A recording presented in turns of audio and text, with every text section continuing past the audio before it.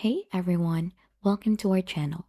Today, we'll show you how to install PHP 8.3.0 on Windows 10 and 11, also a Hello World demo easy tutorial. But first, before we proceed, let's talk first on what is PHP. PHP is short for Hypertext Preprocessor, and it is a powerful server-side scripting language used to develop dynamic websites and web application. It what powers systems like WordPress, and it lets you work with things like forms, databases, and many more. And once we install PHP, I'll also show you how to write and run your first Hello World PHP program. So for us to be able to get started, it's time to download PHP onto their website. So as you can see here on my screen, you'll just have to open your browser and search for PHP download. So if you want to get redirected directly onto this one in here, which is their official website, you'll just have to search this one, www.php.net. And then right after, here onto their page, you should be able to see what is their latest version and many information regarding PHP. For us to be able to download a specific version, which is 8.3, we'll head here on downloads onto the upper part. Then you'll get redirected onto another screen. So here you should be able to see different source code. So you'll just have to scroll down and we have a lot of version in here. So as you can see, we have 8.4.7, 8.3.21, and 8.2. And since we're opting for 8.3, so we're just gonna go ahead and click onto this one, which is an old staple. So for us to be able to download this for Windows, we have Windows download here. Click onto that and you'll get redirected onto another page. So here, you should be able to see PHP 8.3 and all of its download sources. So for us to be able to go ahead and download this onto our device, let's find in here the thread safe, which is this one. So you should be able to see the date also for that, and we have the zip file. So simply click onto the zip file for that, and as you can see, it will automatically download onto your device, and just wait for this one to be done. Now, once it is downloaded onto your device, you'll just have to go onto your downloads folder. So what we need to do is we're gonna go ahead and try to extract it. So let's head here on my downloads folder, and as you can see, we have the one in here. So if you've noticed, I've downloaded this already before. So we're just gonna go through all of the installation process so that you'll see what we need to do to go ahead and install this successfully. So as you can see, we have the one here under today, the one that we just recently downloaded, and you'll just have to right click onto that one and then click on extract all. So this will go ahead and open something like this. So it'll ask you to select a destination folder. We're just going to choose that, click on extract again, and wait for this one. So as you can see, it will go ahead and create a new folder onto your device, which is going to be storing all of the different files that are needed for our PHP to be installed. Once done, it will automatically open just like this, the folder that we just recently extracted. So the next thing that you could do is we could go ahead and rename it to something simple. So since we have the name for this one for our downloaded file, so we could rename this PHP 8.3 or just its version. So right click and then rename, and then we're gonna go ahead and try to remove all of this one. Just leave it just like that, its own version. Then you'll just have to go ahead and save this. The next thing that you need to do is we'll have to go ahead and move this to your C drive.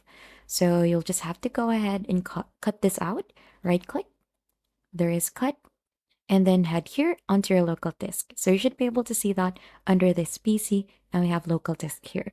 So I've actually moved out the other one before, so we have that one here already. So you'll just have to paste it once done. So as you can see, we have that one already pasted here. So let's just skip that step and you could try doing it onto your end to move it. Then right after, since it is already onto our C drive, what we need to do is to add PHP to our environment variables. So to do so, since we're here onto our local disk, we need to click onto the address bar on the PHP folder. So click onto this so that will be inside the PHP folder, and then here onto the upper part, we could see its address bar.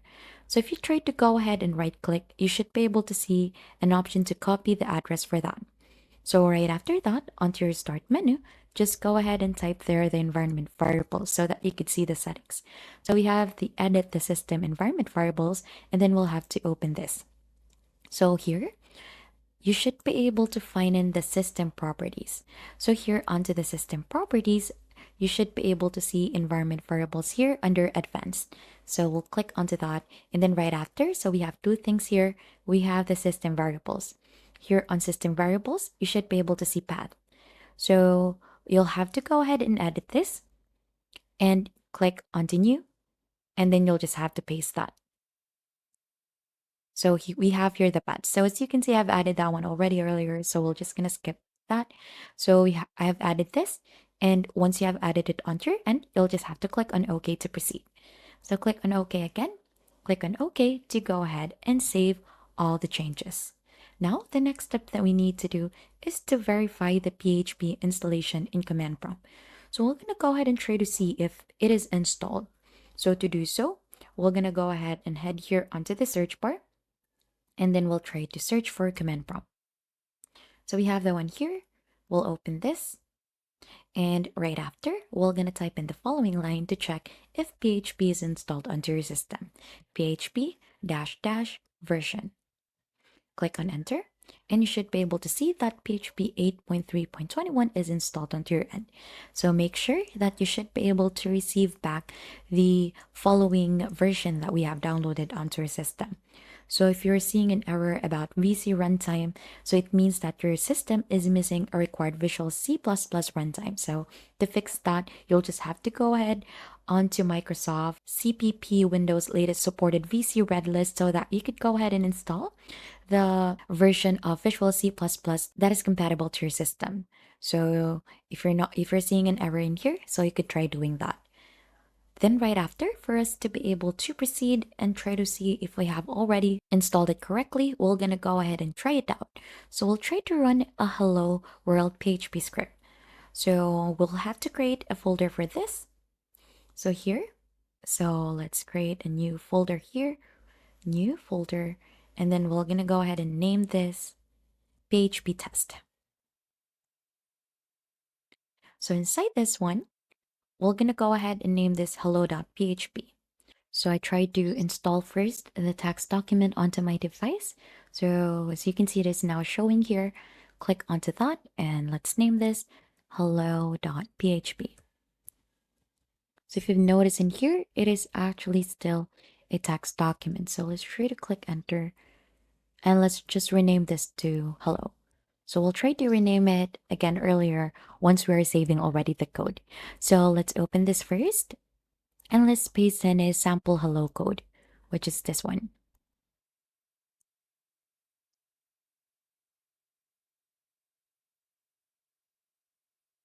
So here, as you can see, it is showing that it is a text file. Let's paste this and let's try to save this one. So let's try to save as this since we are trying to go ahead and make this a PHP file. So instead of text document, let's add all files, then .php here. Then click on save. And if the tray closes out, you should be able to see a hello file in here. So as you can see, under type, it is not a text document anymore, but a PHP source file. So you could just safely delete already the other one that we've made earlier. Then to go ahead and try to run this onto its address bar, we could try to go ahead and type in here cmd onto its first part and click on enter to open command prompt. So as you can see, it will automatically open here inside this folder. But if you're not actually inside the folder or you're using the other command prompt earlier, you could just type cd and then the address for that. So once done, you'll just have to go ahead and run the script php and then the file name hello.php and then click on enter. So you should be able to see the following message, which is hello world. So let's try to go ahead and update it here. So let's try clicking again onto that code or onto the file that we created earlier. Or we could simply create a new one here. Click on new text document. So let's try to create a new one so that it would be new. So let's name this test. Click on enter. Let's paste in this code here. So just follow along if you want to go ahead and try to print something as well onto your end. Then echo. Then right after, let's put it in here. Hi guys, welcome to our channel.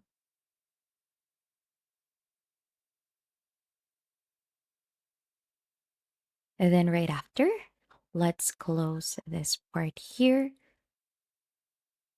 And then right after, let's close it back again here. Then we're going to do the same thing. We're going to go ahead and try to save this as a PHP file.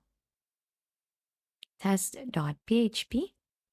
And don't forget to change here the file type to all files. Then click on save. And then right after, since we have it here, let's open command again.